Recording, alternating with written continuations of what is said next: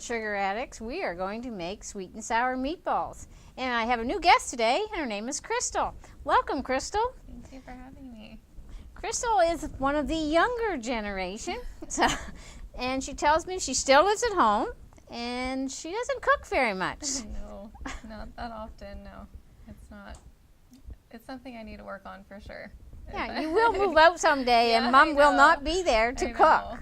So we're going to help Krystal get a little adjusted to doing some cooking today, and I'm going to let her do all the work. I'll just give her some instructions, and she's going to do all the work.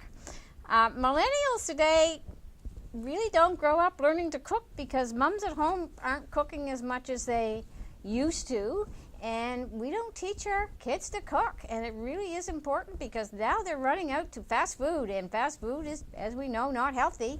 And one of the fastest growing groups for type 2 diabetes today is between the age of 18 and 34. It used to be an old people's disease, but it's not anymore.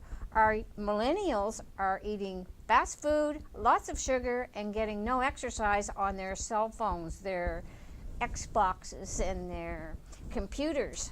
So we have to stress the fact that the new millennials have got to start taking care of their health, because if they don't, they're not going to outlive their parents, and that's a very scary thing. I know I don't want my kids to be gone before me, and I don't even want my grandkids to be gone before me, and that's a big possibility if they keep living the way they are. I have a grandson, and he's a millennial, and he just moved out, and he's learning to cook.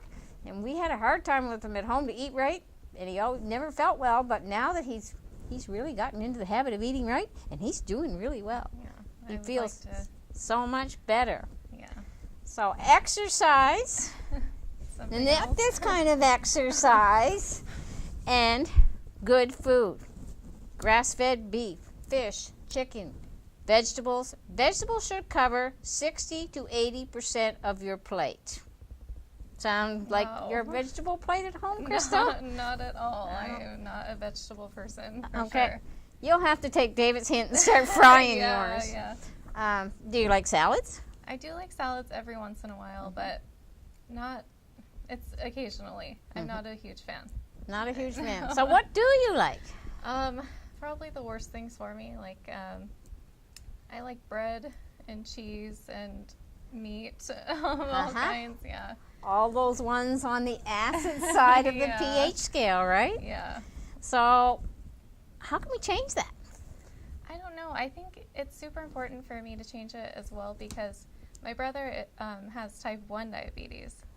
So, he has to calculate his carbs and stuff like that. Like, it's super stressful for him. And if we're all eating bad at home, it's a tempting thing for him, right? Yeah, it's super tempting for him. And it would be nice if I could learn something to, I don't know, take home and teach everybody and make his life a little bit easier. Because type 1 diabetics are taught they don't make insulin, so their pancreas doesn't work at all, and it's a disease they can't cure it. At this stage, they're working on it though, but doctors teach type 1 diabetics to just kind of count your carbs, but you could eat the carbs and just take a right amount of insulin. So they keep taking more and more insulin the more carbs they eat, but that's not healthy. Yeah. What happens to those people is they end up with not only type 1 diabetes, they end up with type 2 also, because they become insulin resistant. Their cells become insulin resistant, and that's what type 2 diabetes is. They make insulin, but our cells become insulin resistant, and therefore we can't, and then you've got 2 diseases, so that's not a good thing. I didn't know that. Okay, so now we're going to start cooking, and so I'm going to ask you to chop up your onion. Okay. And we need a bowl. We can't put hamburger without a bowl. Thank you, Ariana. Okay. All right, so we're going to chop up the onion. How will I be chopping this up? Just chop it up fine. Okay. This way, and then this way. Okay. Watch your fingers. We really don't want your nails or any extra beef in the hamburger. And this is a skill that takes practice. Yeah, I have no practice The whatsoever. more you do it, the faster and the better you get, and the less meat we have. Wow. So we're going to be patient, and we're going to talk a little more about the millennials and how they're going to get healthy. So I know all the commercials say that their food at McDonald's is real food and it really is good to eat, but there is nothing fit to eat at McDonald's. I'm sorry, McDonald's, but there is nothing, it's not food. Even their salads. By the time you eat a McDonald's salad, you've probably eaten at least 1,500 to 1,700 calories. And if you're on a $2,000 calorie a day diet, you've just blown it on the first salad. And their muffins are full of sugar, gluten, and dairy. And everything in their menu is full of chemicals. All right. So what is the trick to chopping these up? Because I am just lost. First, you got to put the point of your knife on the table. Okay. And you so if you don't lift the point of the knife. Okay. Okay. So if you mess up, you just keep trying. Yeah. And then you can just do They're this. all If finely it's not chopped. fine enough, just do this. Okay. Okay? Which All makes right. it really easy. That's easy. Okay. You don't have to worry about your fingers that way either. Okay.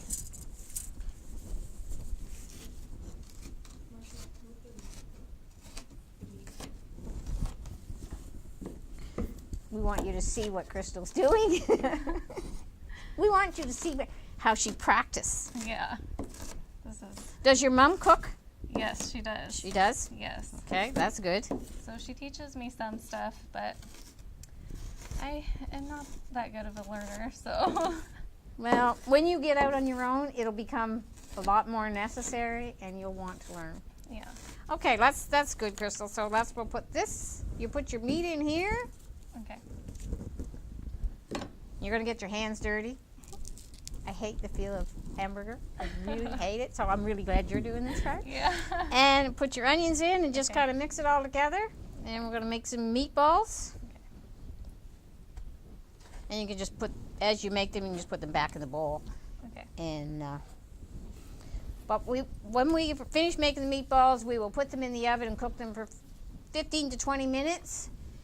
Then we will take them out and we're going to make the sauce and put the sauce on meatballs, put them back in the oven for an hour, and then they're done. So come right back, because right here on the Sugar Addicts, when we come back next time, we're going to have our meatballs all made and we're going to do the really fun stuff by making the sauce. That's the really tasty part. And without any sugar, that has been a challenge, but you will not believe how good it tastes without sugar. So stay tuned, come right back, and we'll show you all the little secrets of how to make it taste awesome.